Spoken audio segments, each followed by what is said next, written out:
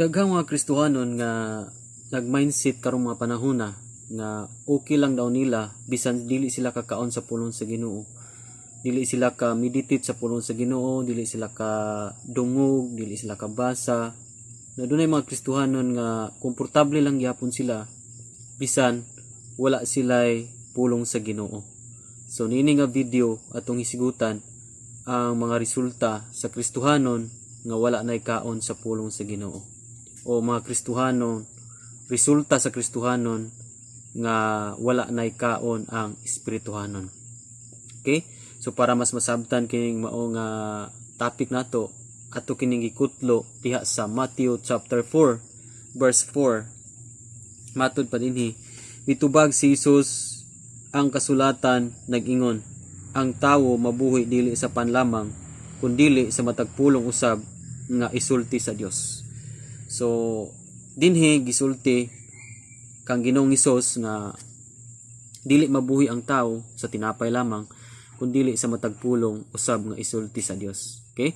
So ang buot pasabot nga tinapay nga gisigutan ng Ginoong Hesukristo is kaning sa physical nato nga pagkaon, no? Mukaon ta og mais, humay, no? Mo snack pa ta, mo kapita.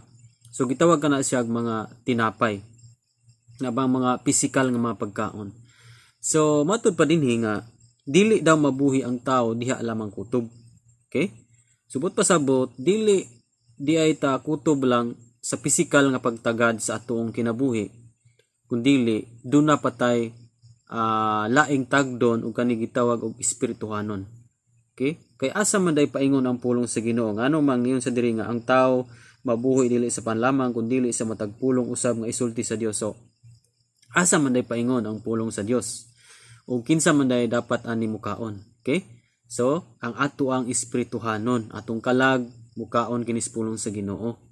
So dili man ta pisikal lang natay lawas, no? Nga maulang na atong tagdon, but duna patay kalag nga tagdon po nato pagpakaon sa pulong sa Ginoo. So karon unsa may ang pangutana ini, unsa man day resulta sa Kristohanon nga walay kaon sa ilang espirituhanon? Duna ba day mga resulta?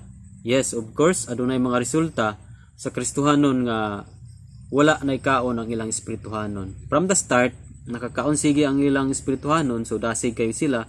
Pero naabot sa point nga wala na sila gana. Na adunay nakaingon ni ana o naay mga resulta kung unsay nakaingon ni ana. Okay? Unang resulta kung ang ato ang Kristohanon walay kaon sa pulong sa Ginoo is kanibitang gitawag og saputon nga Kristohanon. Okay? Unsa man ning saputon? Di ba sa physical mahulagway nimo nga kana bitaw kung wala kay kaon ya gutom na kakaayo, di ba? So iniguli nimo sa panimalay kung walay linungag, grabe yung isog ug kaayo, sapot gyud kay gutom naman. Okay? So mailhan nimo nga ang Kristohanon walay kaon ng espirituhanon or nakakaon man pero dili paigo or ano bang kulang. Okay? So makita nimo diha nga init kay gulo, no? Sakit kayo mga pinulungan o wa gyud na-apply ang pagpaubos. So makita nimo nga kani nga klase sa Kristohanon nagpasabot kini nga kulang ang iyang espirituhanon nga bahin sa pagtagad sa pagpakaon sa pulong sa Ginoo. Kay ang pulong sa Ginoo matud pa dinhi mao gid ni ato ang kinabuhi. So kung maabot ang panahon nga sa puto na ang tawo o Kristohanon, so diya makita nimo nga murag wala nay Ginoo sa iyang kinabuhi, no? Ang iyang pulong kusog na kaayo nga mamalikas na siya sa kasuko, no? Grabe na ang kayugot, magdumot na. So kana mga klasiyas Kristohanon is kulang ni sila og mga kulang sila sa pagpakaon sa ilahang espirituhanong bahin, no? Kay magdumot pa man, duna pa may mga dili pa kapasaylo. Okay? So kani mga klasiyas Kristohanon matawag nato ni og kulang sa pulong sa Ginoo. No, kay ang physical bitaw nga bahin sa puton gyud ta kung wala nay kaon nya gutom na kaayo. Okay? So motoy unang resulta ug daghan kayong nahitabo nini karon. Dili ka pasaylo, kusog kayong maglagot sa isig ka tawo, nagpasabot ka na nga kulang gyud ang iyang espirituhanon sa pulong sa Ginoo. Okay? Wala gyud pulong sa Ginoo nga nagamanid sa iyang kinabuhi. And ikaduha nga resulta sa Kristohanon nga walay pagpakabana sa iyang espirituhanon is gitawag kini og pasmadong Kristohanon. Okay? Una, sa puton nga Kristohanon, ikaduha is pasmadong Kristohanon. Kano sa man ang tao mapasmo, di ba? So mapasmo ning tao kung dili tama ang imong pagkaon. Kana bang wala ka ni kaon sa saktong oras. Okay? Sa sakto bang igkalaon wala ka ni kaon. Just like for example sa atong physical, di ba? So mukaon man gyud ta buntag udto hapon. Okay? So dunay mga panahon nga nakasinati ta nga wala ta nakakaon, no? Either gilakangan nato ang pamahaw ni dita ta paniudto or either gilakangan nato ang duha pamahaw paniudto unya panihapon ra ang atong nakan-an. Okay? Unya naanad ang ato ang physical nga katulo sa usa ka adlaw mo kaon, no? Sa physical natong pagkaon. Wala na apil niya na ang snack. So ang mahitabo kung dili ta mo kaon sa saktong oras, adunay gitawag og pagkapasmo o pagkalain sa ato ang kuto-kuto. O bitaw nang daghan kayong mahitabo nga mag-ulcer, no? Kana bang pinakaunag yung sakit nga muguho dayon kining ulcer kung dili saktong oras ta mikaon. Kana bang bisag gutom na ka unya imo pag yung kana bang gipaantos ang imuhang physical nga gutom na wa ka ni kaon. Okay? So, the same thing sa ato ang espirituhanon, doon na po'y gitawag og pasmadong Kristohanon. Kinsa man ni mga pasmadong Kristohanon? Kani ang klasis Kristohanon nga dili sila, wala sila devotional, no? Wala sila kaon daily. No? Wala sila kaon spiritually kada adlaw. Okay? Di ba ang sakto man yung kana bang sakto yung panahon o saktong oras nga gisigutan sa Bible o time sa pagpakaon nato sa tong espirituhanon is kinahanglan gyud dili. Kana bang day and night, no? Sa physical nato pamahaw paniudto panihapon, pero sa spiritual dunay gitawag sa Bible og day and night, adlaw ug gabi. So ang atong pagpakaon sa ato ang kalag, atong espirituhanon is day and night, adlaw ug gabi. Okay, sa Salmo chapter 1 verse 1 to 3 and sa Joshua chapter 1 verse 8, no? I-meditate ni ang pulong sa Ginoo adlaw o gabi. So kung dili nato na siya mahimo, kung magsalig lang ta ato ang mamati tagwali, Domingo or Miyerkules na tay midweek, kung dito lang ta musalig, wala tay daily devotional sa ato ang kinabuhi, then matawag ta og Kristohanon nga pasmado. No, pasmadong Kristohanon. Kung wala tay devotion kada adlaw, no? Matawag ang ato ang Kristohanon og pasmadong Kristohanon, no? Napasmo ang imuhang espirituhanong bahin tungod kay wa man nato tagda og pakaon sa pulong sa Ginoo kada adlaw. Mabutang natay gitawag og Bible reading. Kay diha anang Bible reading napakaon nato ang ato ang espirituhanong bahin. Okay, do na po tay gitawag og meditation, no? Doon na po tayo gitawag og devotional kay aron nga kada adlaw makakaon gyud ang atuang kalag ug atong espirituhanon. Kay hinumdumi nga sa physical mapasmo ta kung di ta kakaon og saktong oras, magka-ulcer ta, di ba? Magkasakit, kalabanan gyud, muguho dayon ang nagkalaing-laing mga sakit. Okay? So adto ta sa ikatulo nga resulta. Kung naay pasmadong Kristohanon, sumuresulta pud kini og sakiton nga Kristohanon. Okay? So ikatulo nga resulta is kung dili ta makakaon sa pulong sa Ginoo nga giingon ni Ginoong Hesukristo nga dili ta mabuhi sa panlamang kun dili sa matag pulong, mahitabo nga sakiton ang atong Kristohanon. Muguho dayon ang kanabang di ba kung magsakit na tas physical, wala na may lami nga ikaon, like Just like for example, kung hilantan ka, di ba? Kung panahon nga hilantan ka, no? Kung panahon nga dunay kay balatian, naagyoy time nga wa gyoy ganang ikaon. And that's the time nga daghan pug kayong mga pagkaon, di ba? Panahon nga magbalatian ka, maghilanat ka, diha na nun muguho ang daghan kayong mga pagkaon. So kuhay kayo, di ba? Sa nindot pa kayo taglawas, wala kayo mga daghang pagkaon. Pero kung magbalatian na ta, muguho na ng daghang pagkaon kay pailin-ilin ta kung asay atong ganahang kanon. Nga ana nga time, wa na may lami ang atong mga ganang ikaon. Okay? So naapoy mga Kristohanon nga tungod kay wa may kaon ang ilang espirituhanong bahin sa pulong sa Ginoo. So nahimong sakiton ang ilang espirituhanon. So kung maghisgot na tag sakiton nga espirituhanon, ang sintomas diha, ang timailhan diha kung sakiton kang Kristohanon is dili ka ganahang mukaon na sa pulong sa Ginoo. Okay? Buot pasabot nga kung makadog na kang mga wali na sakit, imo nang igasuka.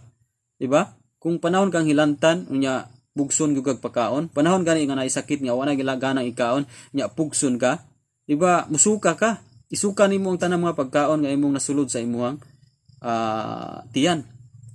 Pareho ra puna sa atong espirituhanon. Kung mahitabo na gani nga aduna nay sakit ang atong espirituhanon tungod kay pasmado tang Kristohanon, wala tay dili devotional. So ang mahitabo sa tuwais dili na taganahang koreksyonan, dili na taganahan nga badlungon, dili na taganahan nga sawayon sa pulong sa Ginoo. Alos tanan nga madong natos pulong sa Ginoo ibaliwala na lang nato. No? Ipalapos na las pikas dalunggan o ato na lamang nga ipaligoy-ligoy, baliwala na lang nato ang pulong sa Ginoo. Nagpasabot ka na nga ang atong espirituhanon ana sakito na. Okay? So daghan kayo mga panahon na nga luuran, di ba? Kadung sa pulong sa Ginoo mangluo dili sila makadawat sa pulong sa Ginoo. Why? Kay timailhan kini nga ang espirituhanon nila aduna nay sakit. Okay? So kuyaw kayo ang resulta sa dili nato pagtagad sa atong espirituhanong bahin sa pagpakaon sa pulong sa Ginoo. Importante gyud ang daily devotional. Importante nga aduna kay daily Bible reading, aduna kay pag-devotion, pag-meditate sa pulong sa Ginoo. Kay ina nang paagiha, malikayan nimo ang pagkapasmadong Kristohanon o pagkasaputon nga Kristohanon o katong Kristohanon nga sakiton. Now, kabalo ba ka kung sakiton na gani ang Kristohanon? Wala na laming itarbaho o kapoy kaayo ang ibuhat sa tanang buluhaton. Bisa kung sa kagaan sa buluhaton. Pero kapoy kayong ibuhat kung doon na sakit ang imuhang espirituhanon. Diba? So the same thing sa ato ang kinabuhing espirituhanon. Bisan unsa kagaan, diba? Usa ka simple ang sugo sa pulong sa Ginoo apan lisod kayo ning mabuhat sa tao nga sakito na ang iyang espirituhanan. Diba? Ultimo nga prayer, ultimo nga pag-ampo gisugo sa Ginoo. Lisod na kayo nang buhaton sa sakiton nga Kristohanon. Wala naman ay gana. Kapoy naman, di ba? So mailhan nimo ang Kristohanon nga aduna siya'y sakit espiritually. Kay kapuyan ang muampo, kapuyan ang mubasa, kapuyan ang meditate. Halos tanan nga pangginoo kapoy alang niya. Why? Tungod kay nagtimailhan kini nga unang-una napas mo siya, wala sa ikaon sa espirituhanon, wala niya tagda ang daily meditation o devotional, muni ang resulta sa iyang espirituhanong bahin. Okay? So kuyaw kayo ang mga resulta nga dili ta mukaon sa pulong sa Ginoo.